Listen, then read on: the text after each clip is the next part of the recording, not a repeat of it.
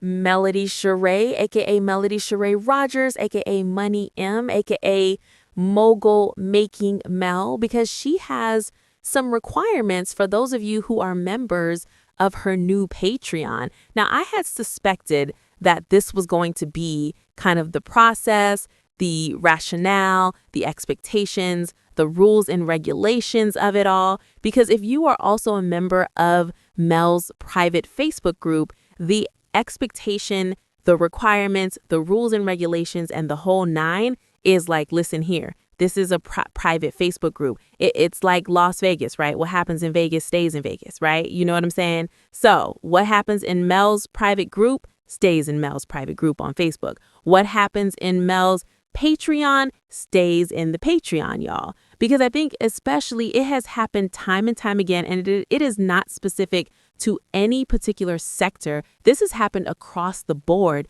where people are a part of memberships in any capacity, any form of a paywall, you guys, or any form of something that says private. There is always somebody that is a member of those things.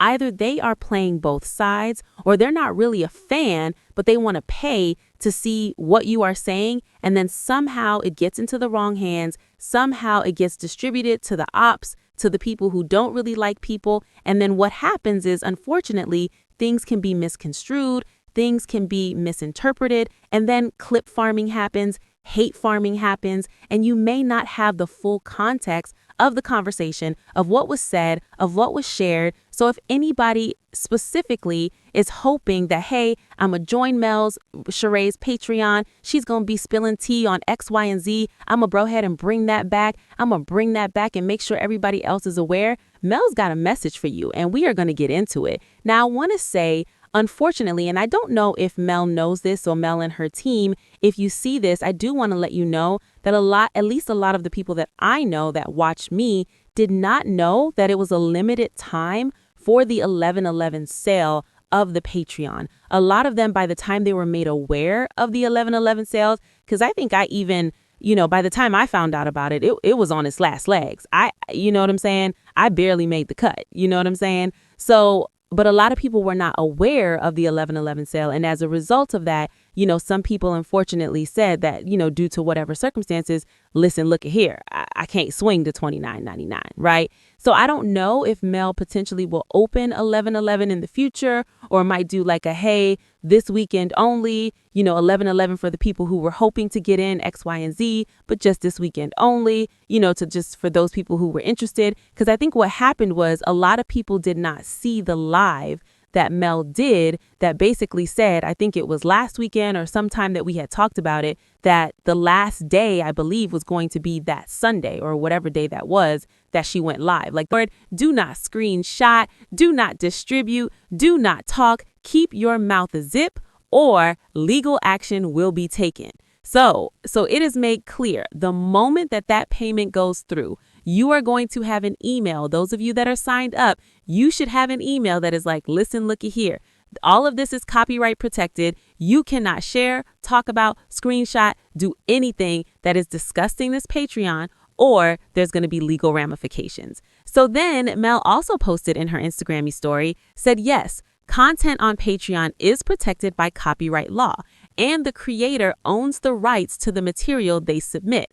Sharing or quote unquote leaking Patreon exclusive content without permission is considered illegal piracy, as the content is for sale and creators can take action to protect their work. You guys, so that is that on that. So that is why you see, you know what I'm saying, where sometimes people will be members or they'll be a part of other people's Patreons. Or a good example to, how Tasha K has the Tasha K Live. You have to be a member of hers to, pay for the content. Because remember, Tasha K will have exclusive interviews sometimes that are specifically behind her paywall that are not available on YouTube. She'll promote a trailer on YouTube, but you have to physically go to Tasha K's website and be a paid member to see everything, right? So nonetheless, if in fact that type of content gets brought over in other platforms, on other social media platforms,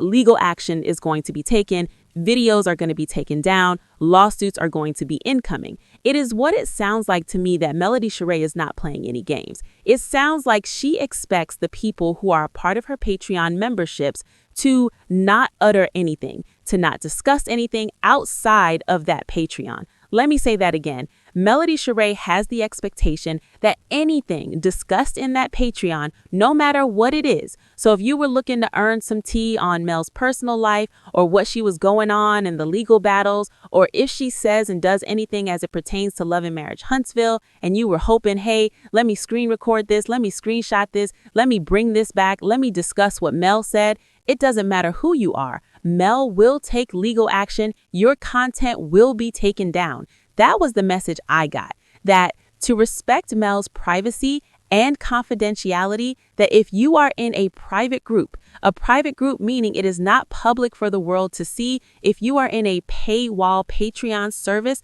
the expectation is that you're not taking what is said in that paid Patreon and distributing it elsewhere for public consumption. Because I think that's the thing too, is that people, I don't think, always realize you never know who is watching. You never know who is paying attention, whether they say something or not. And Mel does not want discourse on any content that she's, publishing to that Patreon, because she specifically said in her live in promoting the Patreon that there's a lot of topics that she purposefully has never discussed publicly, and that was supposed to be a safe space in the Patreon for her to do so. You know what I'm saying? That Patreon was supposed to be the, opportunity for Mel for some of the questions you may have had about certain topics, certain situations, all of this and all of that she's going to address it on her own terms, but it's going to be behind that Patreon. It's not going to be intended for anybody to discuss it publicly. Now, I'm just speaking for myself, right? Because I am a member of Mel's private Facebook group. I've never disclosed anything that has been discussed on Mel's private Facebook group. Anything that I've discussed as it pertains to Mel is either content she has shared on her Tickety Talk or content that she has shared on her Instagrammies, but nothing a part of that private Facebook group. And that would be the expectation with the Patreon, that nothing on that Patreon is going to see the light of day elsewhere, and that if anything that is said in that Patreon is seeing the light elsewhere, legal action is going to be taken. And Mel basically said, listen, look at here. She's got the lawyers on standby. Her legal team is not playing any games with you. Mel will sue the pants off the